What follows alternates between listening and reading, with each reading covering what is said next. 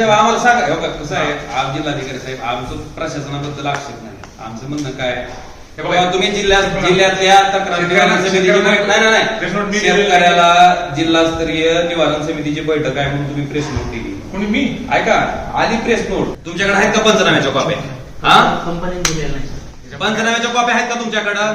मग कशाच्या आधारे नाही कशाच्या आधारे तुम्ही सांगता शेतकऱ्याला पंचनाम्याच्या कॉप्या घ्या म्हणजे शेतकऱ्याला कागदी घोडे नाचवायला लावायचे काय नाही सांगितलंय तुम्ही तुमच्याकडे पंचनाम्याच्या कॉप्या नाही अजून शेतकऱ्याला तुम्ही 550-200 रुपये खर्चायला लावणार त्याला पंचनाम्याच्या कॉप्या काढा म्हणणार ही कुठली पद्धत आहे माझं